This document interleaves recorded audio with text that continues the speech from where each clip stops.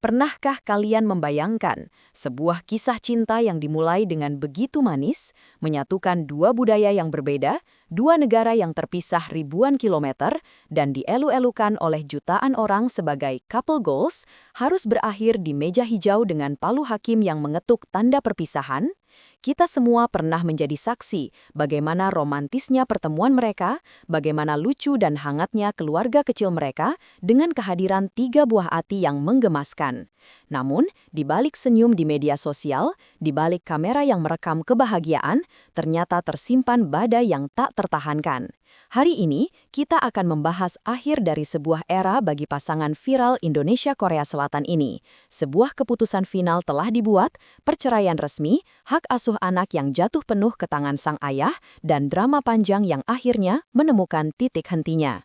Halo semuanya, selamat datang kembali di channel ini, tempat kita mengupas tuntas kisah-kisah kehidupan yang penuh pelajaran, fakta, dan realita. Senang sekali rasanya saya bisa kembali menyapa kalian semua di hari yang cerah ini.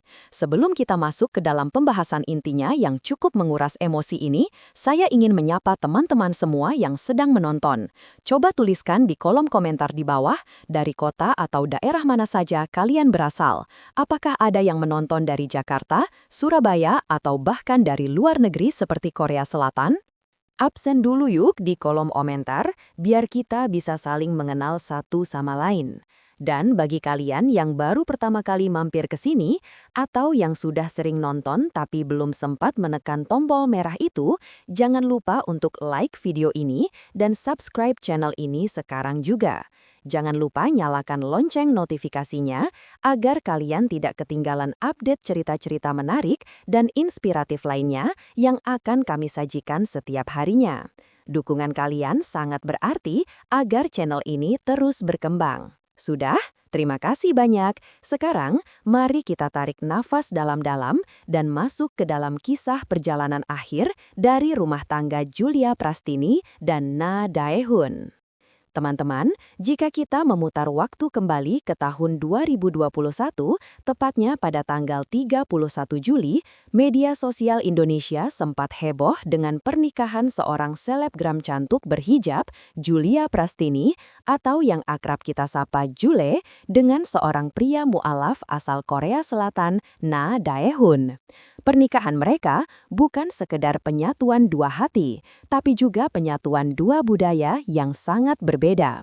Saat itu, banyak sekali dari kita yang merasa iri sekaligus kagum, melihat bagaimana Dae-hoon berusaha belajar budaya Indonesia, bagaimana Jule mendampingi Dae-hoon memperdalam agama Islam, hingga lahirnya buah hati mereka yang lucu-lucu. Mereka adalah definisi dari kebahagiaan lintas negara.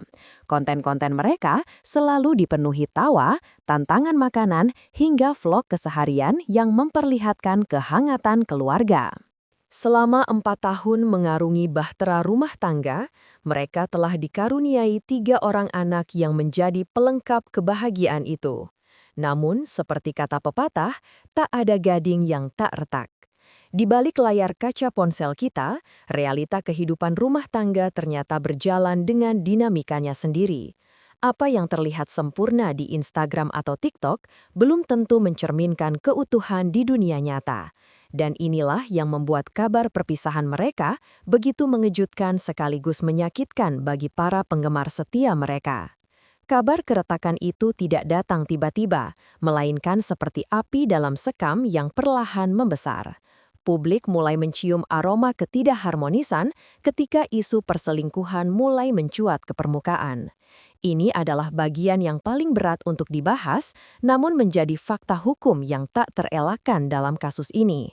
Rumah tangga yang dibangun selama 4 tahun itu goyah hebat ketika nama pihak ketiga mulai disebut-sebut. Berdasarkan informasi yang beredar dan menjadi materi dalam persidangan, Jule disebut-sebut menjalin hubungan dengan seorang pria bernama Safri Ramadan. Isu ini bukan sekedar gosip angin lalu, melainkan menjadi duri tajam yang menusuk keharmonisan rumah tangga Dae-hoon dan Jule. Bisa kita bayangkan betapa beratnya posisi mereka saat itu. Di satu sisi, mereka adalah figur publik yang harus menjaga citra, namun di sisi lain, mereka adalah manusia biasa yang hatinya bisa terluka. Na Dae-hoon, Sebagai seorang suami dan ayah, akhirnya mengambil langkah berat. Langkah yang mungkin tidak pernah ia bayangkan saat mengucapkan janji suci di tahun 2021. Ia melayangkan gugatan. Drama panjang, spekulasi netizen, dan segala hiruk-pikuk di media sosial akhirnya bermuara di Pengadilan Agama Jakarta Selatan. Setelah melalui proses yang cukup melelahkan, kepastian hukum akhirnya didapatkan. Pada awal Desember 2025, tepatnya hari Rabu tanggal 3 Desember, Majelis Hakim Pengadilan Agama Jakarta Selatan resmi mengeluarkan putusannya. Kabar ini dikonfirmasi langsung oleh kuasa hukum Nadaheun, Bapak Rio Effendi. Beliau menyampaikan bahwa pernikahan antara Jul dan Nadaheun telah resmi berakhir. Ada satu fakta menarik dan penting dari persidangan ini, teman-teman. Putusan ini dijatuhkan secara fair stake. Apa itu fair stake? Bagi teman-teman yang belum tahu, putusan fair stake adalah putusan yang dijatuhkan oleh majelis hakim tanpa kehadiran pihak tergugat. Dalam kasus ini, Jul sebagai pihak tergugat tidak hadir dalam persidangan tersebut. Ketidakhadiran Jul ini, di satu sisi, mungkin menyisakan tanda tanya bagi sebagian orang. Namun, di sisi hukum, hal ini justru mempercepat proses persidangan. Hakim menilai bahwa ketidakhadiran tergugat tanpa alasan yang sah dianggap sebagai bentuk penerimaan atau ketidakinginan untuk membela diri lebih lanjut di muka persidangan. Sehingga, hakim memiliki kewenangan penuh untuk segera mengambil keputusan demi kepastian hukum bagi kedua belah pihak. Kuasa hukum Daihun, Rio Effendi, menjelaskan melalui pesan singkatnya, sudah keluar putusannya secara fair stake sejak Rabu tanggal 3 Desember 2025. Dengan putusan ini, Pengadilan Agama Jakarta Selatan juga memberikan izin resmi atau lampu hijau bagi Nadaihun untuk menjatuhkan talak satu raji kepada Jule. Ini adalah momen formal di mana ikatan pernikahan itu benar-benar terputus secara agama dan negara. Nah, ini adalah bagian yang paling menyita perhatian publik dan mungkin menjadi hal yang paling dikhawatirkan oleh banyak orang. Bagaimana nasib ketiga anak mereka? Anak-anak adalah korban yang paling polos dalam setiap perceraian. Mereka tidak memilih untuk dilahirkan dalam situasi ini dan masa depan mereka sangat bergantung pada keputusan orang tua dan pengadilan. Dalam banyak kasus perceraian di Indonesia, hak asuh anak, terutama yang masih di bawah umur, seringkali jatuh ke tangan ibu.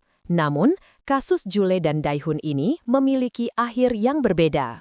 Berdasarkan putusan pengadilan, Nadaihun mendapatkan hak asuh penuh atas ketiga anak mereka.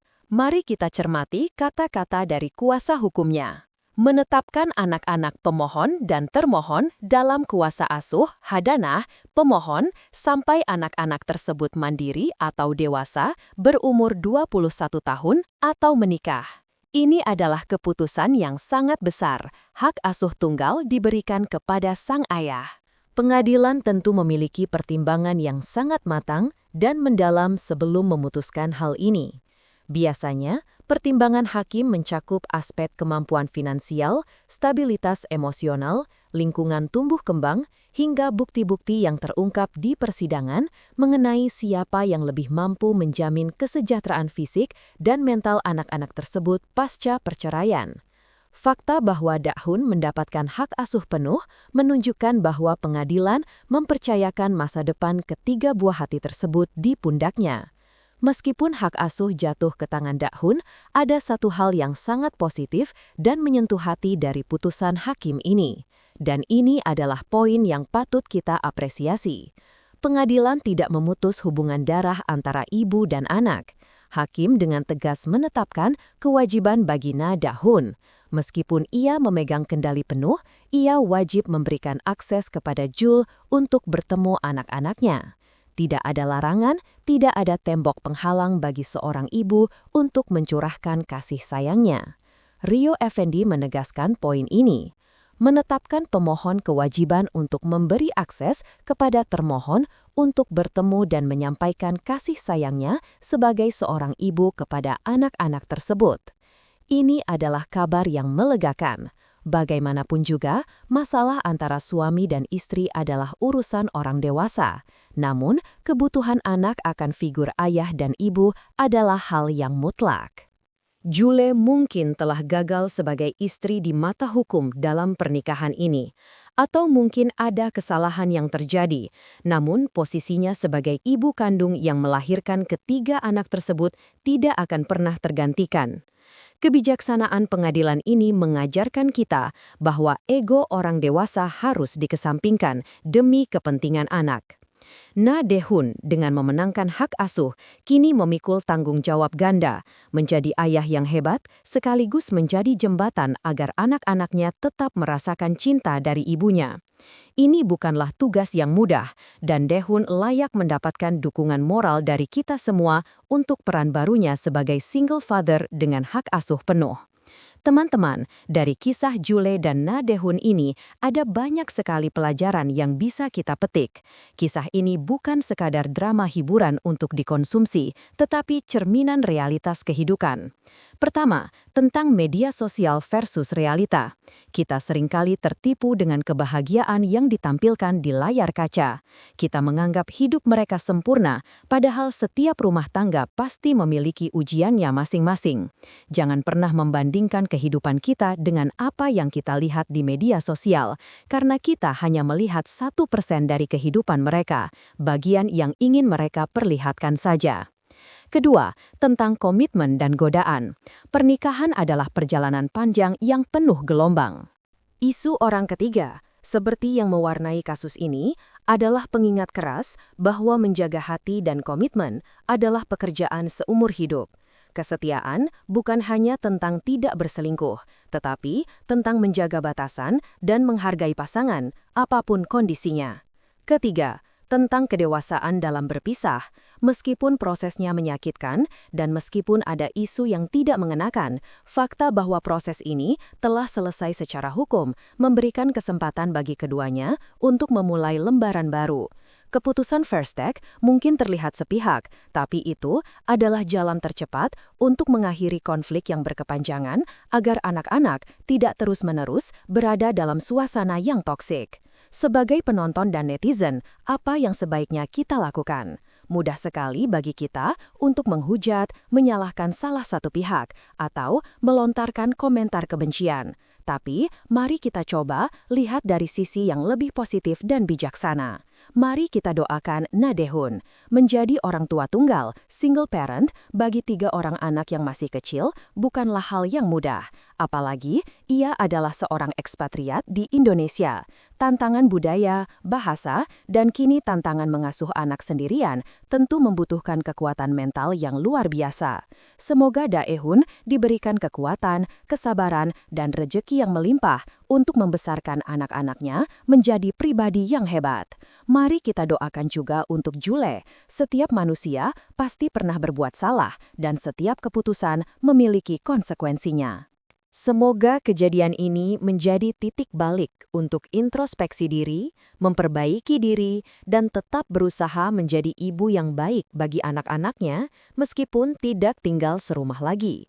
Semoga ia bisa menggunakan akses pertemuan yang diberikan pengadilan dengan sebaik-baiknya untuk tetap menjalin ikatan batin dengan buah hatinya.